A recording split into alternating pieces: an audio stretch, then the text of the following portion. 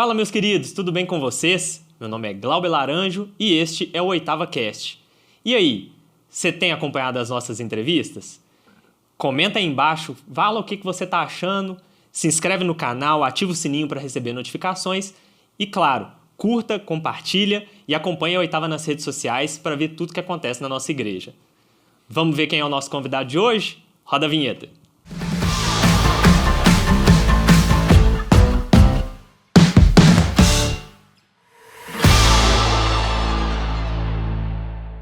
O nosso convidado de hoje é uma pessoa muito especial e que muito nos honra e está presente aqui hoje. Ele é presbítero da Igreja Presbiteriana de Pinheiros, tem uma formação e especialização em áreas diversas como administração, agronegócio e é atual presidente do Instituto Presbiteriano Mackenzie em São Paulo. Estamos aqui hoje com o presidente Milton Flávio. Presidente, muito obrigado pela sua presença. Eu que agradeço, Glauber. É uma satisfação estar aqui neste podcast da Oitava Igreja Presbiteriana aqui de Belo Horizonte.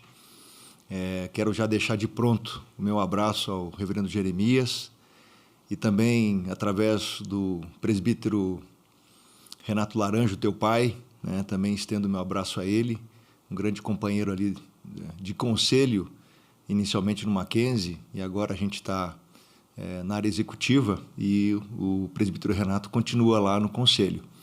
E é uma alegria também ter recebido o teu convite para falar um pouquinho das coisas que Deus fez na vida da gente e o que é bom. E Ele continua fazendo. Amém. Então, é uma alegria estar aqui com você. Obrigado pelo convite. Vamos seguir, então, começando lá do início da sua história. Aonde nasceu o presidente? Eu nasci numa cidade do interior de São Paulo chamada Itapeva. Ela está a 300 quilômetros mais ou menos de São Paulo. Nasci no dia 10 de maio de 1963. Recebi meu nome Milton pelo nome do meu pai, Milton de Moura Miesel. E recebi o nome Flávio, meu nome é Milton Flávio Moura, pelo irmão da minha mãe, que chama Flávio. Eu também tenho um primo com esse mesmo nome, em referência ao pai dele. Então, meu nome é Milton Flávio, por causa disso. Nunca me esqueço, porque mamãe, ela sempre me disse o seguinte: eu nunca te dei um nome só, eu te dei 2 nomes. Então, quando alguém te perguntar o teu nome é Milton Flávio, né? Então, alguns me chamam Milton, outros me chamam Flávio, mas eu, quando me apresento como Milton Flávio. É isso aí. E aí, a família, então, lá em Itapeva, é uma família grande, pequena, irmãos? Não, muito grande. É a família do lado do meu pai, é a família Miesel, ou Davi Miesel, e também a família Moura, né? Eu recebo meu nome, eu não recebo o nome da minha avó, mãe do meu pai, mas eu recebo o nome do meu pai, do meu avô, portanto. Família muito grande, família Moura lá. E do lado da minha mãe já é a família Jorge. Isso é ali do Paraná, da região ali de Castro, região também do norte do Paraná, Londrina, Maringá. Eu tenho parentes lá ainda, né? Então, dos dois lados, e do lado da minha avó ainda, mãe do meu pai, ela tem uma origem da Alemanha. Eles vieram da Alemanha, da cidade de Colônia, e se instalaram lá naquela região ali de Itapeva. E também é uma família bastante tradicional, a família Miesel lá, M-U-Z-E-L com o tremado. Então eu sou Miesel, não recebo Miesel por causa da minha avó. E uma curiosidade, né? Meu pai, quando foi para ser registrado, era o tio dele que era dono do cartório. E quando foi registrar, ele registrou com o nome dos primos. Então meu pai era para se chamar Milton Miesel de Moura.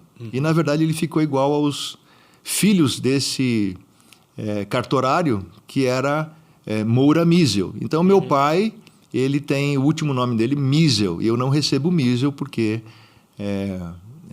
eu recebo Moura do meu avô. Né? Uma característica da família ficou marcado, e isso a gente carregou com a gente, o Moura. Inclusive, por curiosidade também, eu tenho uma irmã que mora nos Estados Unidos.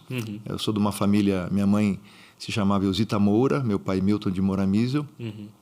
E eu tenho 3 irmãs, a Débora, que mora lá em Itapeva, a Raquel, que mora nos Estados Unidos, e a Poliana, que mora conosco lá na nossa propriedade. Eu sou produtor rural também, do agronegócio, sou produtor de laranja, né? Já aí há mais, deixa eu pensar, está indo para 30 anos, já mais de 30 anos, né? Na família isso. E a Raquel, ela trouxe para o nome dela o Miesel, né? Ela conseguiu fazer, ela mudou o nome dela. Então papai era Miesel, eu quero também ter Miesel, então tá bom, então ficou assim. Mas essa é a história da nossa origem, uma família bastante grande, bastante conhecida. Depois que esse podcast for pro ar, seguramente vai ter muito itapevense vendo. Ah, ótimo. E como que foi crescer nessa família, então, com 3 irmãs? Não, foi diferente, né? Você está suscitando algumas memórias muito interessantes disto. Realmente eu era o filho querido, né? Eu posso dizer assim. Reconheço isso tanto da a nossa avó Celita, ela morava conosco, Celita Figueira Jorge, ela morava conosco e eu era, além do meu pai, o único homem da casa, né? Então eu te digo que eu tive algumas vantagens com isso, né? Mas essa característica de ser o homem da casa também perpetuou depois do passamento dos meus pais. Eu já não os tenho mais conosco. Papai faleceu em 2012, mamãe em 2011, né? Tá fazendo agora, fez mamãe 10 anos o ano passado e papai está fazendo agora em agosto, vai fazer 10 anos também, né? Do passamento deles. E eu acabei sendo assim o condutor da família depois, né? Até hoje ainda a gente tem algumas responsabilidades familiares, tendo em vista aí a transferência da partilha que foi feita dos bens que eles nos deixaram e tal. Então a gente tem essa característica de ser realmente o homem da casa. Responsabilidade, essa né? responsabilidade Sobre você. E a gente tem uma família bastante, eu diria assim, responsável. Nós temos uma unidade muito grande em Cristo, né? Então a gente tem a nossa proximidade preservada, graças a Deus. Bom, e nessa época então lá em Itapeva, com essa questão familiar, era mais uma família assim com um perfil mais rural ou não? Era mais urbano mesmo? Como que foi isso? Não, meu pai, ele foi por muitos anos gerente de uma indústria da Votorantim, do grupo Votorantim lá em Itapeva, uma indústria de cal. E foi ali que eu convivi, né? Aprendi muita coisa convivendo com ele. E então a gente tinha uma característica urbana, vamos dizer assim, né? Eu morava na cidade, ou melhor, eu morava numa fazenda da Votorantim, que era uma fazenda de reflorestamento, né? Eu morei até os meus 16 anos nessa fazenda. Então a gente dividia bastante. A gente morava nessa casa, que é uma casa afastada da cidade, mas a gente convivia na cidade. Não era uma atividade que a gente desenvolvia naquela propriedade, a gente morava lá. Né? E eu me formei nas escolas estaduais em Itapeva, e depois eu fiz um curso técnico em mineração, muito relacionado por aquilo que meu pai fazia, também porque ali era a melhor escola da cidade. E fiz o curso de mineração lá, só que eu não terminei o último ano, porque eu me preparei para o vestibular. Eu troquei o último ano que me daria a certificação técnica, mas eu me considero um técnico em mineração, né? E não só pela formação acadêmica que eu tive naquela instituição, uma escola técnica ali em Itapeva, ela existe até hoje. Ela tinha, na época, mineração e metalurgia. Eu fiz mineração. E depois do terceiro ano de colegial ali, eu me preparei para o vestibular fazendo cursinho em São Paulo. Fiz um ano de cursinho em São Paulo para ir prestar vestibular e eu aí fiz agronomia. Então eu nunca fui vamos falar assim, uma pessoa rural, como você hoje é do agronegócio, né? Rural se foi longe, né? Se foi longe. Mas hoje é do agronegócio. E com isso eu me preparei para esse vestibular e fiz, e aí cursei agronomia na Unesp em Botucatu, na Universidade Estadual Paulista, lá na cidade de Botucatu, São Paulo também. Legal. E o senhor cresceu já numa família de contexto cristão? Como que foi isso? Então, eu tive um momento de conversão. Eu tive um momento de conversão e, assim, esse momento de conversão foi no ventre da minha mãe. Eu não tenho uma data, assim, para essa... Eu já despertei, né? Por exemplo, me lembrando de momentos assim especiais. Eu era sempre acordado com uma gema de ovo pela minha mãe e pela minha avó, né, de manhã. E à noite, antes de dormir, mamãe me ensinou as primeiras orações, né? Ou a primeira oração que eu sei fazer ela até hoje. Né? E foi interessante para entender como é que é esse toque do Espírito na vida da gente, mesmo de uma criança, que eu orava assim naquele momento, né? Pequeno. Eu imagino que uns 4 anos, 5 anos, eu me lembro mais ou menos por aí. Na verdade, eu me lembro tudo isso porque eu tinha um chinelinho amarelo e um dia mamãe deu esse chinelinho amarelo e eu fiquei muito triste com isso.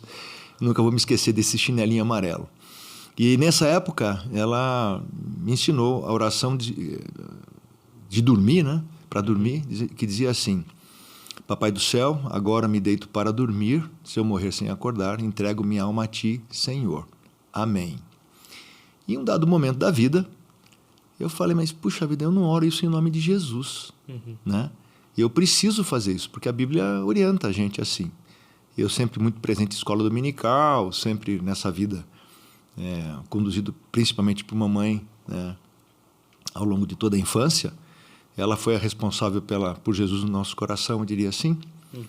E aí eu passei a orar, né? Agora me deito para dormir, se eu morrer sem acordar, entrego a minha alma a ti, em nome de Jesus. Amém. Né? A ti, Senhor, em nome de Jesus. Amém. Então são coisas que mostram, né, o que foi o trabalho de Deus na vida da gente eu diria que desde o ventre. Né? A mãe sempre teve esse cuidado conosco, e isso com todos os filhos, né? Comigo, com Débora, Raquel e Poliana. E hoje eu sinto que a gente leva essa semente adiante. Né? Isso é indelével na vida da gente. Então, quando o Provérbios fala que ensina a criança no caminho em que deve andar e quando ela for velha não se desviará dele, né? Provérbios 22:6, se não me engano. É isso ou não? Alguém procura para mim aí? Depois se me passa uma cola, senão eu vejo aqui no meu celular. Mas o versículo é esse. Talvez o número, a referência que talvez não esteja certa, mas eu acho que talvez seja. E isso é uma verdade, né? Isso é uma coisa que ficou no coração e a gente carrega isso até hoje como uma boa memória. Então eu tive esse momento de conversão, sim, com certeza, mas foi no ventre. E o Senhor Jesus sempre esteve comigo ao longo da minha vida, né? Ao longo de toda a caminhada, né? Escola, colegial, faculdade, cursinho, né? E sempre assim, um sentimento sempre presente, o sentimento de voltar para casa, né? Isso sempre teve no meu coração também. Eu sempre fui uma pessoa muito familiar. Família para mim é centro, né? Então, essas questões sempre nos acompanharam. E hoje eu remeto tudo isso ao corpo de Cristo. A gente sempre teve a vontade de estar presente com os irmãos, na igreja. Né? Na igreja, em família, sempre congregando. Eu acho que a visão que eu tenho de comunhão hoje é muito dessa origem, dessa formação que eu tive no Evangelho, na igreja, e sempre acompanhado também pela liderança da igreja. Tive alguns pastores que foram marcantes da minha vida, né? E isso sempre foi... Os pastores foram muito marcantes. Os pastores foram marcantes na minha vida, mas principalmente a minha família, né? Na verdade, eu diria que eles deram acabamento de algo que já estava presente comigo. Então, foram situações de desenvolvimento pelos quais a gente passou. E sempre com lastro na palavra, sempre com lastro na comunhão, sempre com lastro na convivência com a igreja, sempre entendendo a importância do temor de Deus e da sabedoria do Senhor, que eu tenho comigo, que sabedoria de Deus é o Senhor Jesus, né? Como diz lá em 1 Coríntios 24, esse não precisa procurar referência não, essa é mesmo. Essa mesmo, né? Que diz assim, né? Nós pregamos a Cristo, poder de Deus e sabedoria de Deus. Então, quando lá nos 10 primeiros capítulos de Provérbios fala a respeito da sabedoria, né? Que a sabedoria abre a porta, sai berrando sabedoria, né? Eu entendo que era assim, comunicando a Cristo, né? Aquele que congrega toda a sabedoria do Senhor. Então foi assim. Hoje eu carrego comigo essa origem, né? Lá, muito fundamentada de mamãe. Mamãe, Elzita Moura, é uma pessoa que marcou muito a vida da gente, né? E eu vou contar depois uma passagenzinha muito, muito bacana, muito significativa, eu diria assim, para você, que aconteceu, inclusive eu estava no México, mas isso eu vou deixar um pouquinho para frente, porque cronologicamente não está lá ainda, né? Vai chegar lá. Certo. E nessa época, então, pegando infância, adolescência, sempre desenvolveu ministérios dentro da igreja? Sempre. Sempre teve ativo? Igreja presbiteriana? Não, olha como é que é. Sempre. Sempre. Tem outra igreja? Eu conheço a Igreja de Cristo. E Deus me colocou na igreja presbiteriana e eu só tenho que dar graças ao Senhor por isso. Né? Sempre. E eu, quando tinha mais ou menos, acho que era 13 anos, porque não tinha UPA, né? Você não tinha... Você tinha, essas divisões, não, né? 12 anos você era criança, depois você se descobria jovem. Né? E não teve esse trampolim, essa passagem, né, que hoje a gente trata com tanto cuidado, né? Dentro das nossas igrejas, o entendimento dessa fase da vida de transição. Inclusive, a gente tem hoje... Hoje eu sou professor de escola dominical de crianças de 10 anos. E também sou responsável lá em Pinheiros pela... vamos falar assim, o conselheiro líder, né, do Pinheiros de Infância. E quero deixar também meu abraço aí aos nossos irmãos de lá, em especial o reverendo Arival, e toda a equipe lá do Pinheiros de Infância, também os nossos presbíteros que tomam conta da UPA, lá o presbítero Ricardo, também o presbítero Alain. Eu estou substituindo o Alain, eu estava torcendo para ele sair do Pinheiros de Infância, ele saiu, foi para a mocidade, eu falei, agora vai, né? E ele está lá, que Deus nos abençoe nessa condução, né? Amém. Seguramente a gente vem tendo, né? Crianças, adolescentes e jovens melhores do que nós. Porque a formação que nós temos conseguido dar, apesar dos tempos serem muito maus, os tempos são maus e estão piorando, mas eles têm recebido uma palavra sadia através da nossa igreja, na Igreja Presbiteriana do Brasil em especial, aqui também na Oitava, pela graça do Senhor, lá também em Pinheiros, como em muitas das nossas igrejas. A Igreja Presbiteriana do Brasil tem sido agraciada com a palavra de Deus e com uma formação reconhecida até por outras denominações. Né? Isso tem sido uma bênção para nós. Então, eu sempre fui envolvido com isso. E aí, com 13 anos, chegou lá um presbítero falando, precisamos de liderança na mocidade. Eu quase que falei para ele, não falei isso porque na minha cabeça não estava isso, mas eu falei, e o que eu tenho com isso? Né? E, na verdade, eu era nem professo, né, na época. Eu não tinha se despertado para isso. E, sinceramente, eu olhava para aquilo, né, falava... Eu não tomava Santa Ceia, sabia que em algum momento eu teria que fazer isso, mas era uma coisa natural na vida, porque eu tinha vida com Deus. Né? E aí ele falou, olha, vocês têm que fazer profissão de fé, porque o conselho não vai aceitar. Aí, daquele momento em diante, eu falei, entendi. Eu entendi aquilo como um chamado, e aí eu fiz a profissão de fé, como todo mundo naquela época. Como é que é esse negócio de passar pelo conselho? É como ir para uma diretoria na época, né? E foi bem interessante. O reverendo o presbítero Edson Marto, uma pessoa que eu tenho no coração, já é falecida também, lá de Itapeva. Ele foi, inclusive, prefeito de Itapeva, foi vereador em Itapeva, uma pessoa de reconhecimento público importante. E ele foi um líder que me marcou a vida. Né? E ele chamou a gente, me chamou uma outra pessoa, né? E aí nós fizemos profissão de fé para sermos indicados. A liderança. Eu acho que ali a gente foi uma liderança meio biônica, porque foi o conselho que instituiu, eu não me lembro bem, eu não me lembro dessa eleição. E uma curiosidade é que eu nunca fui presidente de mocidade. Eu fui vice-presidente de mocidade de federação, acho que umas 6 vezes, né? Sempre apoiando. Eu fui ser presidente de confederação por 6 anos, da Confederação Sinodal de Sorocaba, ou de Botucatu. Eu sempre confundo porque esses 2 sínodos foram separados. Hoje tem o sínodo de Sorocaba e tem o sínodo de Botucatu. E eu fui presidente durante 6 ciclos de 2 anos, né? 6 gestões. E foi um trabalho lindo também que foi feito. Tenho irmãos que hoje eu encontro, Milton, eu falei, puxa vida, né? Oi, tudo bom? Porque eu não reconheço. Fazíamos encontros de 800, 900, chegamos a fazer quase 1.000 jovens. Foi uma benção. Isso ali nos anos 70? Não, 80 não. já? Já, foi, quer ver, ó. Não, foi final de 70 e início, exatamente, 78 até 84, mais ou menos, 83. E foi o período que nós tivemos à frente desse trabalho sinodal, né? E eu tinha uma equipe maravilhosa, os irmãos ali de Votorantim, se eles estiverem vendo isso aqui, eles vão lembrar muito bem. De Votorantim, de Rancharia, de Tatuí, de Itapetininga mesmo, né? Tivemos o pessoal, irmãos preciosos, que nós tivemos junto durante esse período. Enfim, sempre envolvido com o trabalho, igreja sempre fez parte, né? E eu diria assim, eu tenho um chamado no coração porque é para comunhão, né?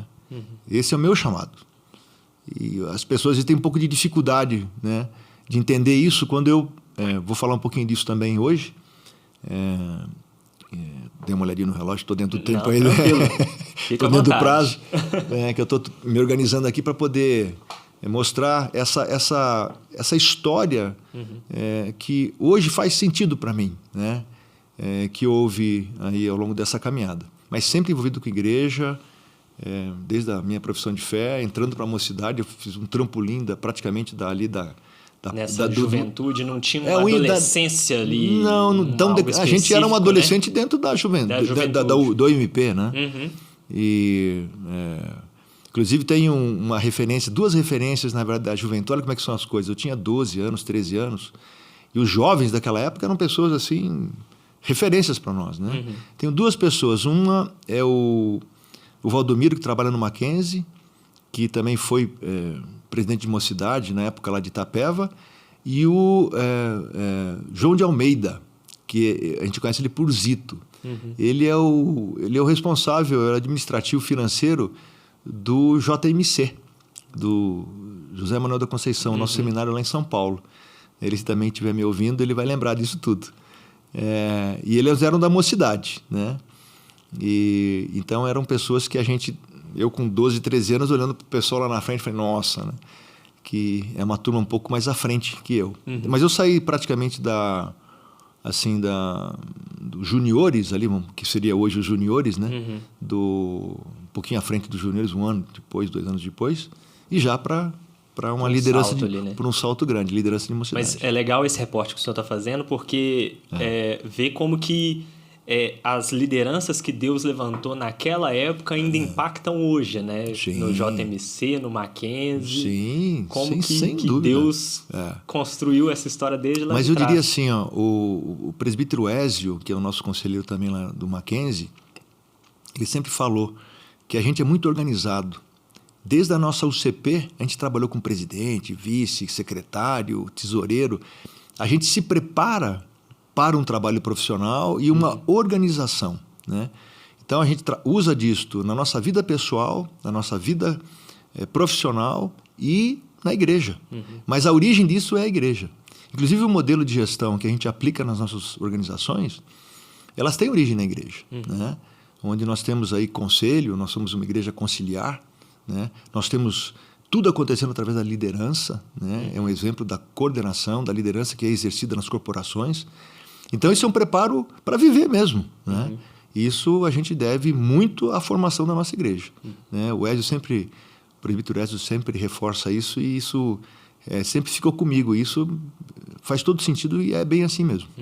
Para quem está nos ouvindo agora, o presidente falou aqui, né, o MP e tal, é porque a igreja presbiteriana ela é feita, né, de órgãos, de conselhos, e tem uma organização toda inteira, complexa, que não caberia aqui trazer isso agora, né? Mas isso se desenvolve e é replicado em outros níveis também, que poderia ser mocidade, o que hoje é adolescentes, até talvez juniores, né? Isso. Então, a organização que eu digo que a gente passa, né, é a gente responder para um conselho. Nós temos uma pessoa que responde. Eu costumo dizer que a visão ela é compartilhada, mas a responsabilidade ela é intransferível. E a gente na igreja presbiteriana, a gente cresce sabendo disso, né? A gente cresce com essas responsabilidades, com essas funções. Isso desde os infantos, os pequenos, os adolescentes, os jovens, né? Isso se replica ao longo da igreja. Neste mês, na verdade, nessas próximas semanas, nós teremos a grande reunião da Igreja Presbiteriana do Brasil, que é o Supremo Concílio, né? Então, isso é uma organização que o americano fala que é by default, né? Vem de fábrica, né?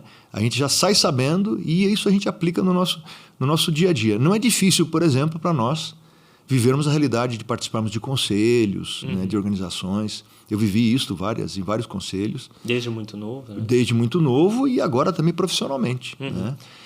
E quando o senhor vem para São Paulo para prosseguir com a relação à formação, os estudos, como que foi tanto a vida profissional quanto a vida ministerial? Então, aí entra um momento que eu diria assim, dos mais marcantes na vida. Eu vim para São Paulo com 16 anos, muito cedo. Eu não diria que foi confortável para mim.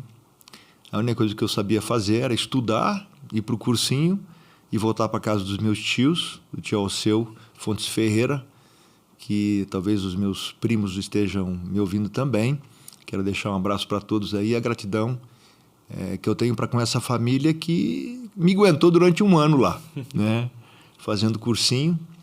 E aí eu fiz esse cursinho em São Paulo e logo também fui embora, porque eu fiquei um ano só em São Paulo e depois fui para Botucatu, numa outra cidade. Aí fiquei em República lá, me formei lá e foi ali que eu conheci a minha esposa no período do cursinho. Ela era de Itapeva, né, nos últimos 2 anos praticamente aí da minha formação, foi quando a gente começou a namorar, né, noivou e nos casamos em 87, eu me formei em 84, né? Então 3 anos depois a gente estava casado. E eu comecei isso ainda no finalzinho da minha... Eu comecei a olhar para ela um pouco antes. É uma história bonita essa, vou contar aqui para vocês. Pode contar. A primeira vez que eu olhei para minha esposa, ela tinha mais ou menos 12 anos, eu estava ali na véspera de ir embora de Itapeva, 16 anos. E eu olhei, eu estava na nave da igreja lá em Itapeva e falei, papai, olha ali. Ele olhou, passou uma criança, barrou assim correndo, ela estava de shorts e camiseta. Falei, que é isso? O senhor vai ver. Falei, como vai ver mesmo? Quem que é ela? É filha da dona Josélia da Caixa. Né? Mas como é que ela chama? Eu falei, Loide. Eu falei, o senhor espere. Falei, que é isso, Milton Flávio? Meu pai falando, né? Que é isso, Milton Flávio? É uma criança. Falei, o senhor espere. Eu contei essa história no noivado, na casa dela, para os pais e assim um grupinho pequeno de familiares que estavam lá. E hoje nós estamos casados há 30... E amor, e agora, hein? Foi de 87, 35 anos. Fizemos 35 anos este ano. Né? Tenho 3 filhos, Rebeca, Carolina e André. E a Rebeca nasceu em 88, Carolina em 91 e o André em 93. As duas estão casadas, a primeira é arquiteta, a segunda é médica e o último me acompanhou. Eu sou agrônomo de formação, né? Costumo dizer, eu sou agrônomo de formação e administrador de coração, né? E hoje as duas moram em São Paulo, na cidade de São Paulo, e o André está tomando conta dos nossos negócios lá na fazenda. E ele não é casado ainda, mas agora está namorando e está tudo certo. E esse trânsito, né, ele se deu, e esse episódio da Loide comigo, né, se deu quando ela tinha essa idade, depois nós casamos, como eu falei. E nessa época, quando nós nos casamos, eu me mudei para uma cidade, que é a cidade de Itapetininga. Eu comecei trabalhando em Itapeva, no Grupo Votorantim também, numa fábrica de cal, nessa mesma fábrica de cal, mas só fiquei 6 meses lá. E depois eu fui para uma outra unidade do grupo, que foi ali que iniciou o agronegócio, vamos dizer assim, na dimensão que o agronegócio da Votorantim tem hoje. Começou ali mais ou menos nessa época. em 1988, 87, 88. Na verdade, eu comecei trabalhando no grupo em 85. Em 86, julho de 85, eu fui para essa cidade e ali começamos a empreender, trabalhando com reflorestamento e agricultura. E logo em seguida, nós iniciamos um grande projeto na Votorantim, chamado Projeto Laranja, né? Quase o teu sobrenome. Quase. Chega um pouquinho. Quase encosta. E eu posso dizer que de laranja eu entendo, né? E posso até te explicar um pouco a origem do teu nome, se você quiser saber. Olha só. Essa aí eu vou querer saber. Você querer saber. Não, aqui nos bastidores. Offline eu te falo. E aí começamos esse projeto lá em Itapetininga. E eu me casei em 87, já trabalhando ali, né? E me mudei com a minha esposa para essa fazenda da Votorantim, agora sim, para trabalhar nela, né? Uma grande fazenda. Uma fazenda de quase 30 mil hectares, 26 mil hectares, bastante. Um dos grandes ativos do agronegócio de São Paulo é essa propriedade ali em Itapetininga, entre Itapetininga e a cidade de Angatuba. Foi ali que eu me desenvolvi, né? Aprendi a liderança, tive momentos muito especiais com a família Hermílio de Moraes. Inclusive o Dr. Hermílio, que é irmão do Dr. Antônio Hermílio de Moraes, que é mais conhecido, né? Ele foi padrinho do meu casamento com a dona Ana Maria, né? Conheci todos os seus filhos, convivi muito com eles, né? Aprendi muito com eles. E a partir de 87 a gente desenvolveu esse projeto. Em 88 nós plantamos a primeira muda de laranja ali. E hoje, para você ter uma ideia, né? Essa empresa, ela é líder de mercado global. A gente costuma dizer que ela é shaper, né? Ela lidera esse grande negócio de suco de laranja que o Brasil é líder. Essa empresa se chama hoje Citrosuco, ela se chamava Citrovita. Quando foi feita uma joint, uma união dessas empresas, na época Citrovita e Citrosuco, e hoje a Citrosuco é líder do mercado no segmento. E eu posso dizer que a gente participou desse processo todo aprendendo o que eu diria que Deus estava formando a gente, né? Foram 26 anos de trabalho no Grupo Votorantim. Eu saí em final de maio de 2010. Começamos lá em 85 e fomos... deu 25 anos, né? Trabalho longo, né? De trabalho longo ali, né? Uma formação muito... Quase 26 anos, né? Falo quase assim, em torno de 26 anos, quase 26 anos de trabalho no grupo. Mas, a partir de 90, deixa eu lembrar agora aqui um pouquinho, acho que foi 91, mais ou menos, quando eu fui morar em Itapetininga, eu comecei a conviver ali com a igreja, sempre convivendo com a igreja. Nunca. E eu encontrei ali o meu pessoal da mocidade, porque a gente fazia parte do mesmo presbitério, né? Então eu encontrei os meus irmãos de mocidade, enfim, já estavam mais velhos, muitos casados, muitos nem lá estavam. E ali chegando, Deus me chamou para o ministério ali em Itapetininga. Foi ali que eu fui eleito presbítero pela primeira vez, né? E fui por 2 mandatos presbítero ali em Itapetininga. Dentro do grupo, depois eu me mudei para São José do Rio Preto, também fui presbítero lá durante 2 mandatos. E depois desses 2 mandatos, a partir de 2014, eu vim para São Paulo e fui eleito também em São Paulo, na Igreja Presbiteriana de Pinheiros. E agora eu estou no meu 2º mandato lá. Né? E, de novo, quero dizer para você, Deus preparando, Deus formando, né? Deus dando experiências assim maravilhosas para nós, né? E nesse escopo, se você me permite, eu quero falar de uma experiência que aconteceu nessa fase que eu estava ainda em Itapetininga, que foi o nascimento da minha primeira filha, da Rebeca. Né? Carolina e André, vocês sabem que isso eu sempre conto, porque é um fato, né? Foi a primeira filha, eu não tenho predileção por nenhum deles, eles são bênção do Senhor lá em casa. E eu chamo ele de crianças, mas enfim, cada um já tem praticamente a sua casa. Mas foi assim, eu sou filho, o meu pai é o primeiro homem da família, né? O meu avô foi o primeiro homem da família, né? Eu sou o primeiro homem da família. Então, eu estava esperando que a primeira... Que ia seguir a que história, ia seguir né? a história, né? Mas assim, a gente nunca foi... nós nunca avançamos o sinal. Nós, inclusive, naquela época já era moderno saber sexo, né? A gente não quis saber. Não quisemos saber, né? E era coisa nova na época, né? A gente não quis saber o sexo e ficamos lá na expectativa. A gente tem algumas coisas assim, né? E aí, esperando um menino. E aí, o que eu fiz? Na época, eu coloquei uma câmera que não era bonitinha assim dentro de vocês, né? Era aquela de né? grandona aqui, coloquei puff no pé e era uma salinha pequena que tinha ali na antessala da sala de parto, lá da Santa Casa de Misericórdia de Itapeva. Está lá até hoje.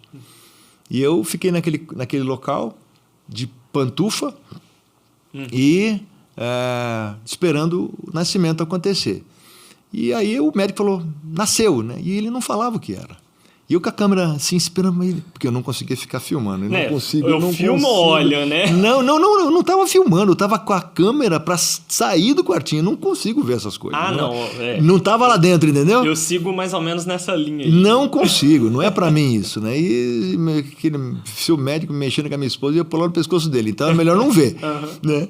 Aí eu fiquei ali olhando e falei, fala, não pode ser menina, menino e tal. De repente ele falou, é uma senhora.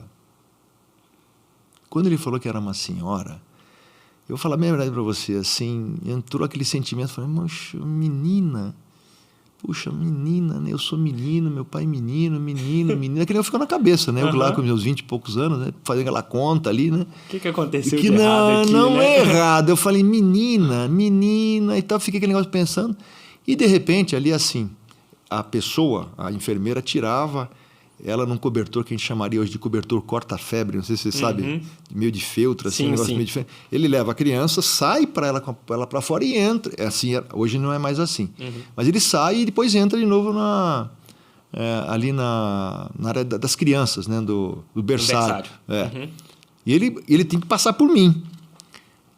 Olha, Glauber, quando a enfermeira trouxe, e eu com aquele negócio na cabeça, câmera aqui, eu estava com a câmera ligada, esperando ela vir. A hora que ela trouxe, e ela mostrou aquela criança, que eu vi aquele montinho de carne ali, eu falei, era a única coisa que eu tinha na terra, que é a propriedade minha.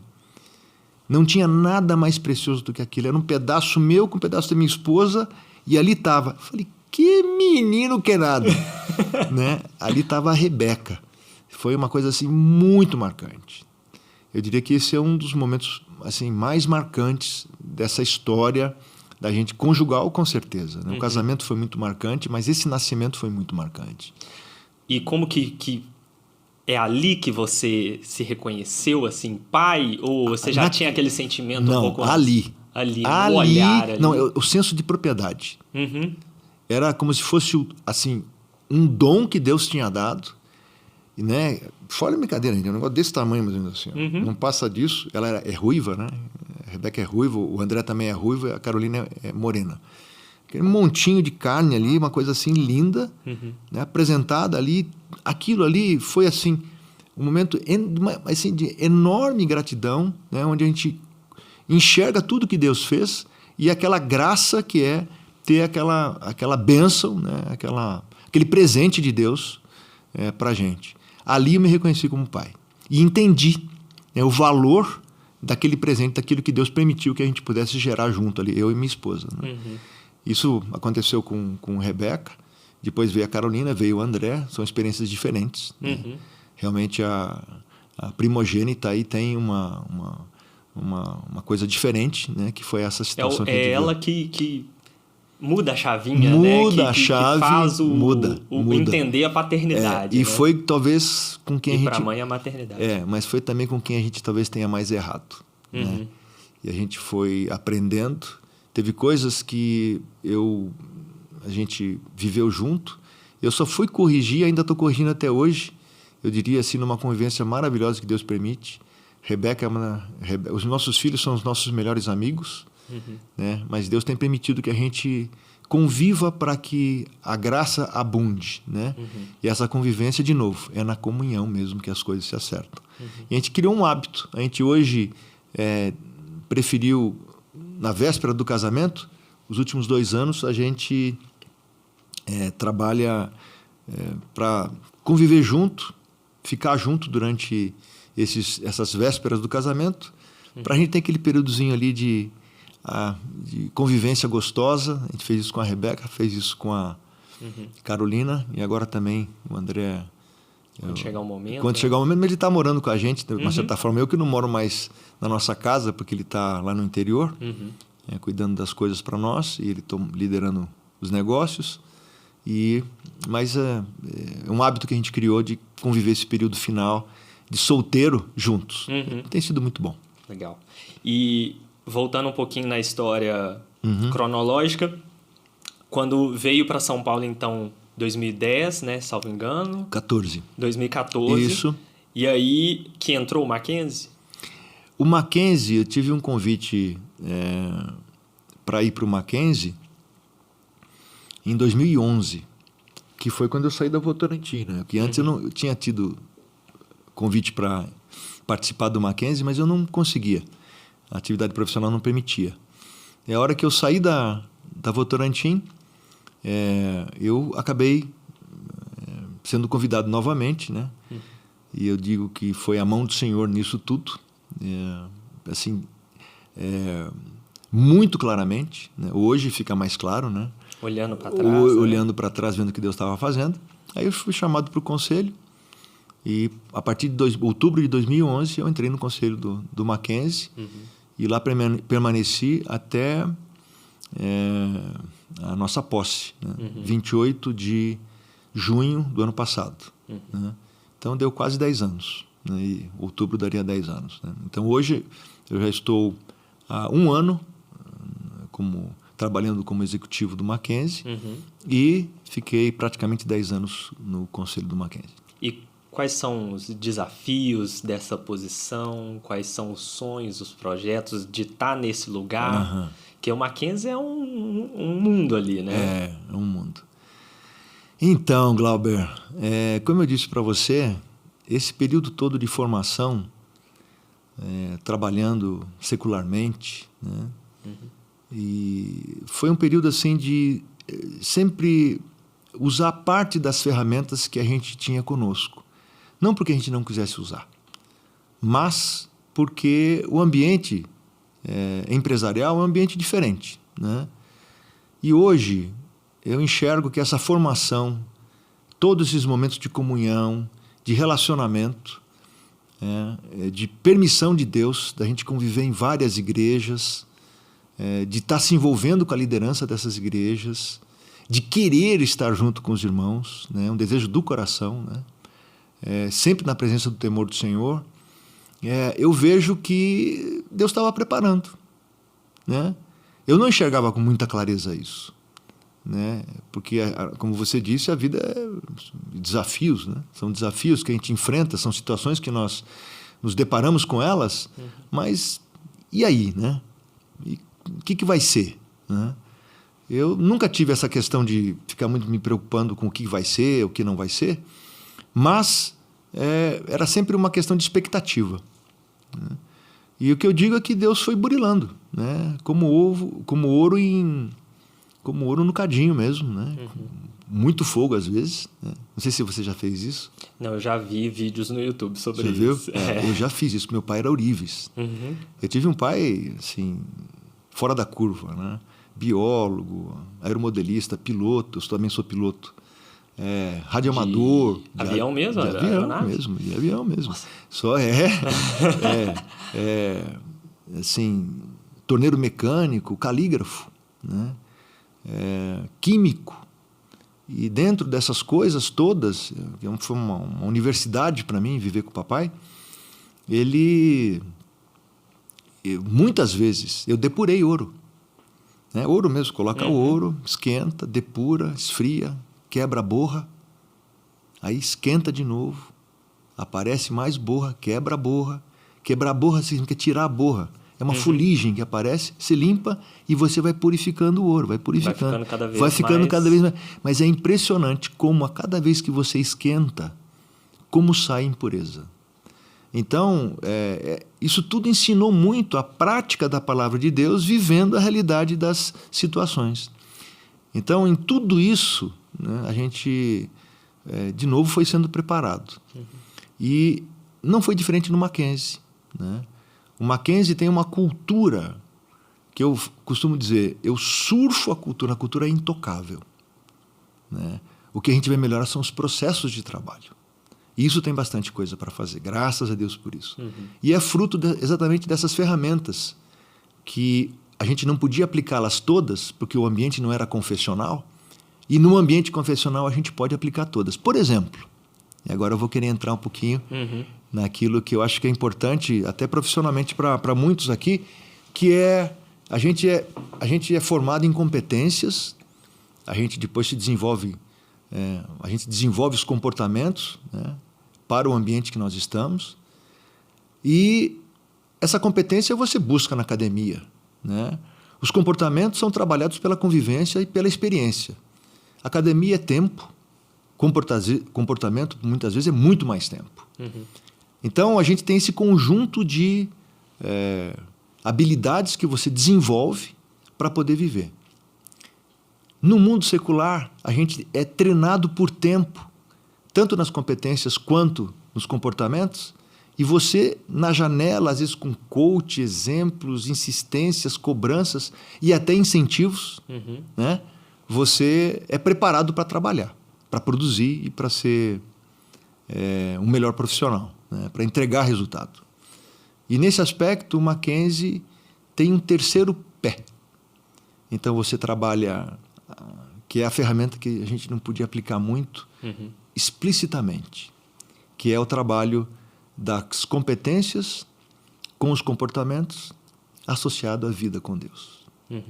Então, é isso que dá sustentação para que nós sejamos esperançosos na aplicação do nosso conhecimento, sejamos habilidosos no relacionamento, entregando tudo isso para o Senhor. Então, ferramenta de trabalho é você ter um desafio no Mackenzie e falar assim, já oraram por você hoje? Não é? Você já buscou a presença de Deus? Você já contou com a bênção do Senhor? Você já consignou esse trabalho ao que Deus vai fazer? Nós estivemos aqui agora e nós estamos consignando tudo aquilo que Deus vai permitir. Se vai dar certo ou não, não é como o reverendo Arival fala, não é do departamento aqui da operação, esse é do cadastro.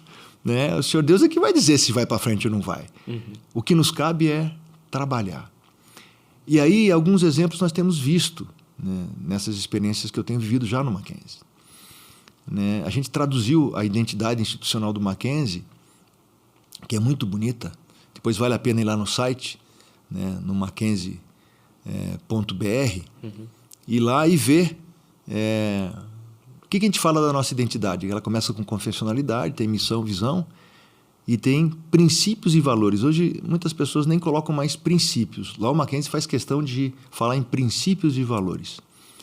E a última linha desses princípios e valores, o que norteia muito disso, que fundamenta, isso que eu falo aqui é surfar a onda da cultura e melhorar só processos, porque a cultura é intocável, é que a última linha dos nossos princípios e valores fala assim, no Mackenzie. Em todas as circunstâncias, agir com amor, que é o vínculo da perfeição para a maior glória de Jesus Cristo. Essa é a empresa que eu trabalho. Essa é a empresa que eu lidero, né? E eu diria para você que é isso que faz com que a gente tenha a motivação de saber o que a gente tem para fazer amanhã, né? Eu tenho colocado na presença do Senhor que enquanto eu souber o que eu tenho para fazer amanhã, eu vou ter alegria para desempenhar essa função que a gente está desempenhando no Mackenzie. Quero dizer para você também que eu tenho uma equipe especial, são presbíteros que estão lá comigo, e tenho mais uma vantagem que eu quero te falar, Glauber, que é o seguinte: já pensou trabalhar num conselho, que é a tua liderança, que ora por você? Os meus líderes, os meus chefes, oram por mim. E tem gente que eu sei que ora todo dia por mim. Eu sou merecedor e alvo desse cuidado, e não só eu, mas como também a nossa diretoria executiva, assim como também a nossa universidade, assim como também a nossa chancelaria. São irmãos preciosos. Eu tenho até o prazer de ter comigo um pastor exclusivo que a nossa igreja deixa à disposição da instituição, que é todo o nosso grupo da chancelaria com os nossos capelães, né? Nós temos, se eu não me engano, o reverendo Robson poderia dizer isso melhor, mas acho que nós temos mais de 20 capelães no Mackenzie, né? Em todas as nossas unidades. Eu diria que isso, nesse tripé que eu falei, né, de competência, comportamento e vida com Deus, se fosse comparado a um concreto, é a ferragem desse concreto, né? É aquilo que dá a sustentação. Então, tudo aquilo que a gente desenvolve, tudo aquilo que a gente faz, tudo aquilo que a gente realiza, a gente consigna a bênção de Deus. Nós temos devocionais na instituição, por exemplo, lá na diretoria, todo dia, às 9 horas da manhã. Nós temos um pastor lá conosco. É um privilégio, né? Aí tem gente que se emociona, tem gente que coloca as necessidades do lar. Somos pessoas na presença de Deus. E com a faca nos dentes. Torna leve, né? Mas por que eu falo isso? Torna leve, mas não é só isso. A competência está presente. Os comportamentos estão presentes. Mas a dependência do Senhor Deus está presente em tudo. A gente resumiu a nossa identidade institucional num acróstico. O acróstico é o seguinte, é CDR. Confessionalidade, desenvolvimento e resultados. Confessionalidade, tudo a gente faz pensando em Cristo, né? O C também poderia ser de Cristo, né? Confessionalidade. Desenvolvimento é a gente pensar que nós estamos liderando uma instituição de 152 anos. A gente vai perpetuar, a gente vai conduzir o legado dessa instituição, que é uma bênção para a nossa igreja, é uma bênção no nosso país, é uma bênção para os irmãos presbiterianos em especial, né? Que a gente precisa compartilhar mais, né? E isso, como você falou, uns dos sonhos, né, que nós estamos tendo, vai por aí. Mas é cultivar o legado, é pensar no dia de amanhã, é levar adiante aquilo que os missionários lá em 1870 trouxeram para o Brasil. E resultado. Aí você fala, bom, resultado? Qual é o resultado que você espera de uma organização? Lucro. Falei, pois é. O Mackenzie, ele olha para almas. Opa, muda. Em 152 anos, a gente está quase aprendendo a educar. E aí, a gente recebeu agora alguns hospitais, né? E agora, então, a gente educa e cuida, né? Então, essa situação de nós buscarmos o resultado, mas qual o resultado? O resultado que glorifique a Deus. Então, o nosso Conselho Deliberativo está muito atento a isso. E a gente tem um mandato de continuarmos na área executiva, executando com esse cuidado que a gente recebeu como mandato. Legal. Antes de partir mais para o encerramento, não posso deixar meu ouvinte que, né, o senhor comentou lá atrás a história do México. Qual que é a história do México? Rapaz, a história do México. Tem um outro ponto muito marcante.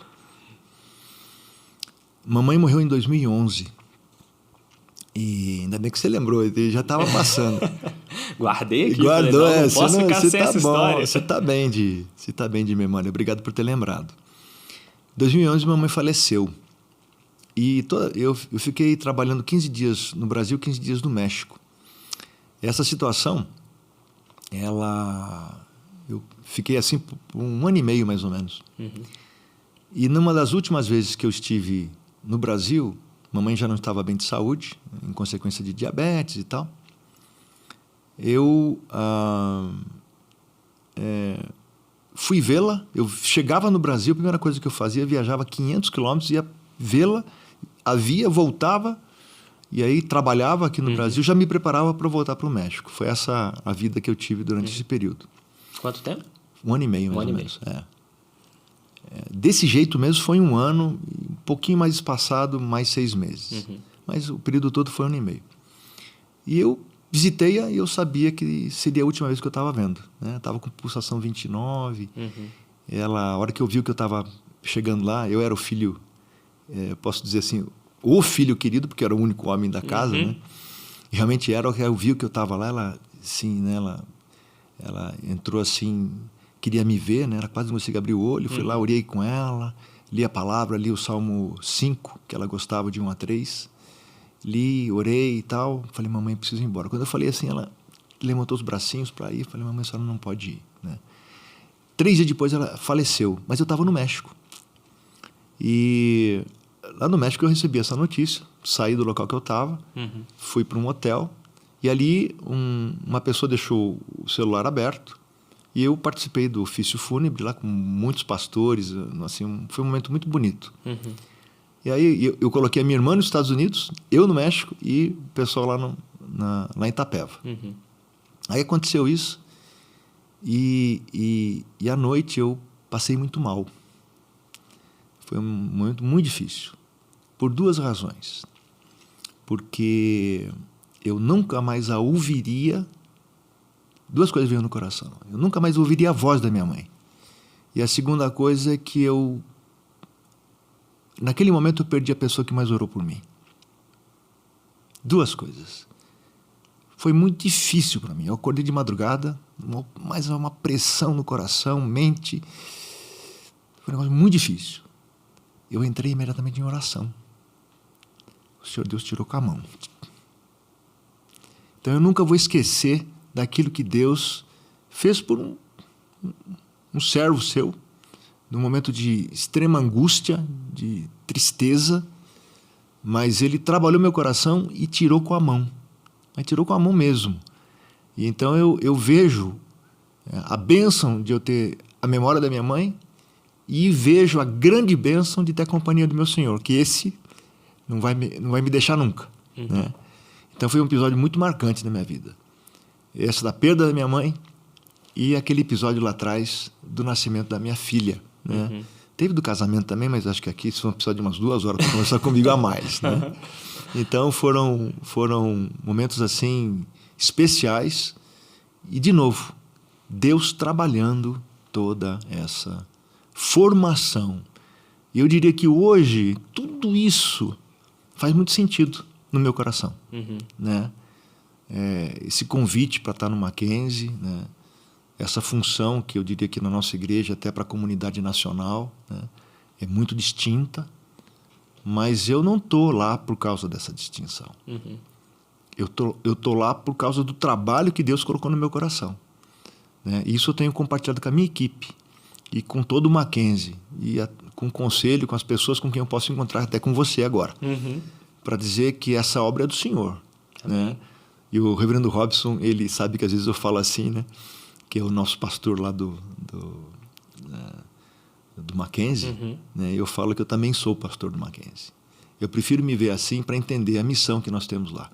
É um pastor com uma competência assim, desenvolvida nas áreas de administração, liderança, estratégia, né? Sempre gostei muito de estratégia. E Deus foi preparando a gente, né?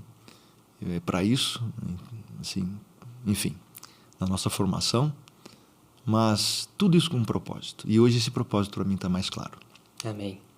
Pastor, até falei pastor, tá vendo? Você falou pastor, você é o pastor do Mackenzie, então você pode seguir aí. Todo pastor é um presbítero, mas nem todo presbítero é um pastor, mas tudo bem, vamos lá. Presidente, deixa uma palavra para os nossos ouvintes, quem está te vendo agora, ou ouvindo, dependendo da plataforma. Não, tá bem. Quero deixar assim, primeiro mais uma vez, eu queria te agradecer por esse convite, o convite aqui da Oitava Cast, que está aí nos seus primórdios, né? Eu queria incentivá-los, dizer que vocês estão no caminho certo. Encontrem meios e maneiras de chegarem a muitos, né? Como a gente pensa também lá na IPP, com a IPP TV, com todo o trabalho que a gente tem desenvolvido lá. Vocês são parceiros preciosos, né, na divulgação do Evangelho. Mas uma coisa, como eu te falei, ao longo de toda essa formação, o que tem mais me chamado a atenção é a comunhão. E Deus tem trabalhado isso, não para que a gente não tenha discussões, não para que a gente não melhore, não para que a gente não seja cobrado, não é nada disso que eu estou falando.